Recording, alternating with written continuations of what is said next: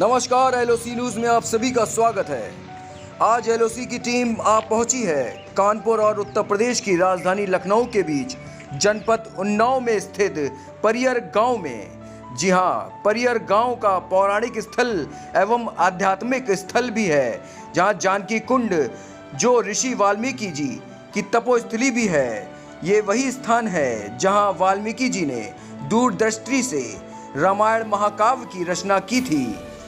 माता सीता जब 14 वर्ष वनवास काटकर अयोध्या पहुंची तो राज्य के एक धोबी के कथानुसार माता को पुनः जंगल में जाना पड़ा और उस दौर का यही वो जंगल है जहां सीता माता ने शरण ली और लवकुश को जन्म दिया है। यही वीर बालकों ने इस स्थान पर अयोध्या में हुए अश्वमेध यज्ञ के घोड़े को बांध लिया था और हनुमान जी को बांधने के बाद अयोध्या की सेना से युद्ध किया था। देखिए हमारी इस खास पेशकश में। एलओसी की टीम पहुंची है आज उन्नाव जनपद के परियर गांव में माता जानकी मंदिर। आइए की तस्वीरें। यह है जानकी कुंड का मेन द्वार, जहां पर विकास इतनी तेज चमक रहा है कि मंदिर परिसर का नाम का उल्लेख भी नहीं है। आइए थोड़ा सा और आपको कुछ दिखाने की चेष्टा करते हैं। ये स्थान लवकुश की जन्म स्थली को लेकर जाना जाता है। माता जानकी ने वनवास यहीं पर जो है काटा है और ये एक रणमिक और आध्यात्मिक स्थान है। इस स्थान पर ये देखिए मौजूद है वट वृक्ष।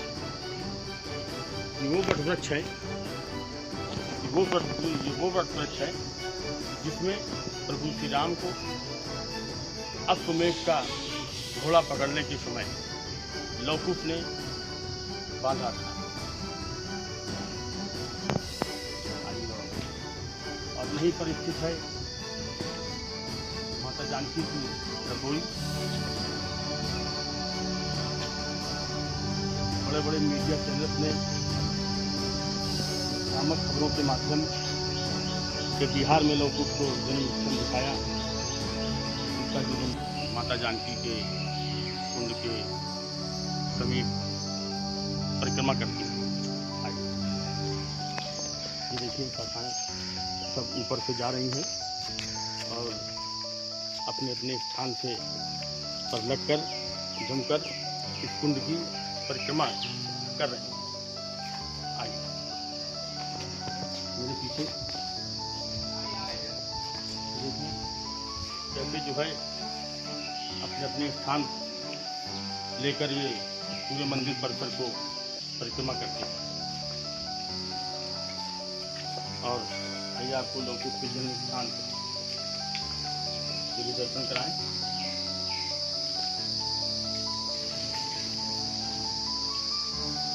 ये है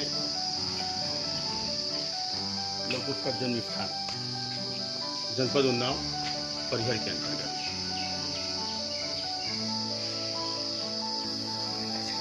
और ये है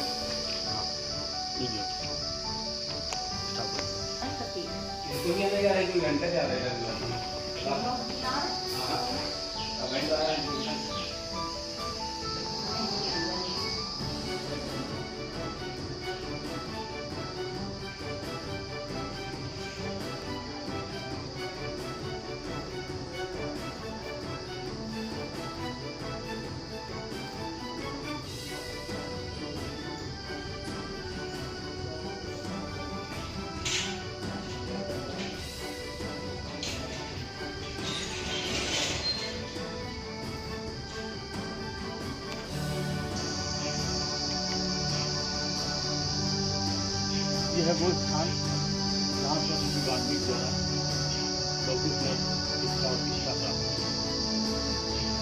ये भी जनपद उन्नाव परियर गाँव में ही जानकी कुंड क्षेत्र का नाम है। और सबसे अहम बात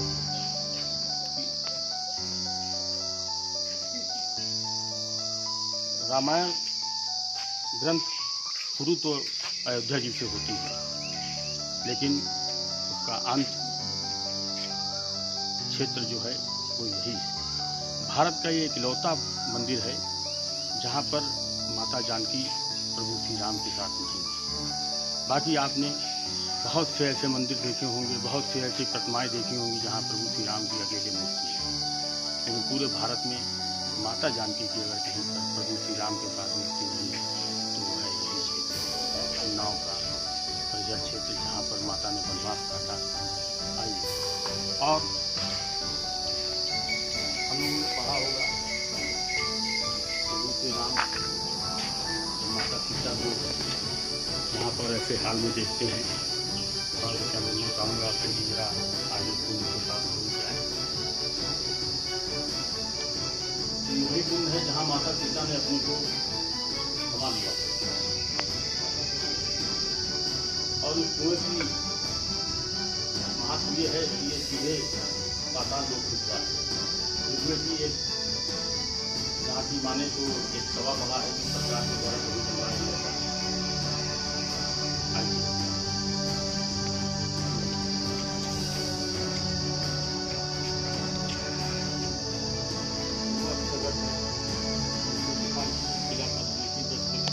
हनुमान जी को अब सुमेर का घोड़े का जो रण हुआ था वो भी इसी क्षेत्र में हुआ था, जिसमें कि लवकुश एक तरफ थे और एक तरफ थी अयोध्या की पूरी प्रभु श्री राम की सेना जो लंका जीत कर आई थी।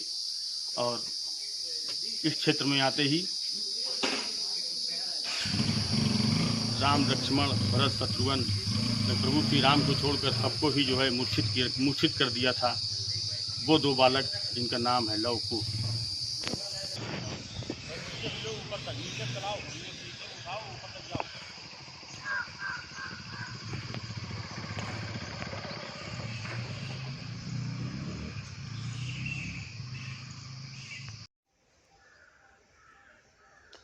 महाराज जी, क्या नाम है आपका? रमाकांत त्रिपाठी, व्यवस्थापक मंदिर समिति जानकी कुंड। महाराज जी, उन्नाव परियर में जानकी कुंड जो स्थित है, आप यहाँ पे कब से कार्यरत हैं? हम यहाँ 1986 से हैं, आश्रम सेवा कर रहे हैं। तो ये स्थान जो है महर्षि वाल्मीकि आश्रम जानकी कुंड नाम से प्रसिद्ध है। मानता ये है कि लक्ष्मण ने इसी जंगल में जानकी जी का परित्याग किया, इसलिए इसका नाम परिहर पड़ा। यह स्थान वाल्मीकि आश्रम जानकी कुंड नाम से प्रसिद्ध है। यहीं पर ही लव कुश का जन्म हुआ। और ये मंदिर जो है हिंदुस्तान का इकलौता मंदिर है जहाँ पर माँ जानकी जी हैं, राम ने। यहाँ पर उस उपस्थित एक अक्षय वटवृक्ष है, जिस पेड़ में मानता है कि लव कुश ने अश्वमेध के घोड़े को इसमें बांधा और हनुमान जी को बांधा। तीसरी विशेषता इसकी ये है कि आज भी अक्षय वटवृक्ष इस मंदिर और कुंड की परिक्रमा लगाता है। जानकी कुंड वो स्थान है जहाँ पर माता जी पाताल में प्रवेश करती थी। यहीं पर ही स्थित महारण क्षेत्र जो आज भी करीब लगभग 16 किलोमीटर क्षेत्र में प्रसिद्धि है। यहाँ पर महर्षि वाल्मीकि ने रामायण रचना तब की जब राम का जन्म नहीं हुआ। फिर जब राम का जन्म होता है तो जैसा रामायण में महर्षि वाल्मीकि ने लिखा था वैसे ही होता हुआ राम वैसा ही करते रहते हैं। ये स्थान वो स्थान है जिस सेना ने रावण को परास्त किया। जब वही सेना यहाँ पर आती है तो 2 बच्चों से परास्त हो जाती है। इतनी ऊर्जा और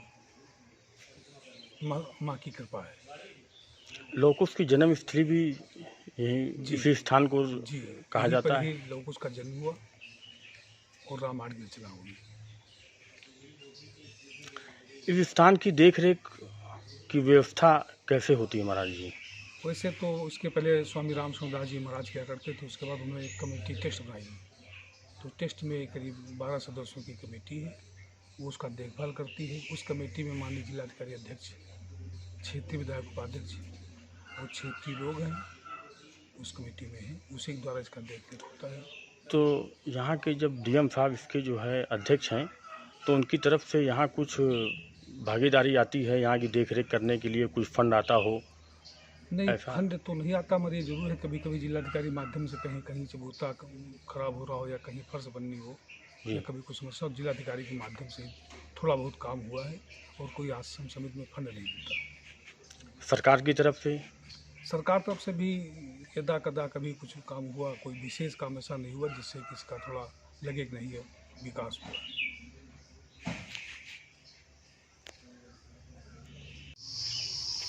ऐसे रमणीक और पौराणिक स्थानों पर आज का वर्तमान स्थिति, आखिर ये देखिए इस पेड़ को जो है इसको रख रखाव नहीं हुआ, किस तरीके से लटका हुआ है, किस तरीके से इधर दिखाएं। मिट्टी जो है इन जड़ों से जो है सरकार की जिम्मेदारी है इसको सुरक्षित रखने के लिए इसमें मिट्टी का लेप लगाया जाए, इसका चबूतरा जो है इसको और अच्छा किया जाए जिससे कि ये सालों साल अभी जो है विलुप्त न होने पाए ऐसी संस्कृति को। वो देखिए सामने देखिए कमरे के ऊपर जो है ऊपर किस तरीके से वो टूट की छज्जा नीचे गिर गया है। आखिर कब तक ऐसे पौराणिक स्थानों की सरकार द्वारा अवहेलना की जाएगी?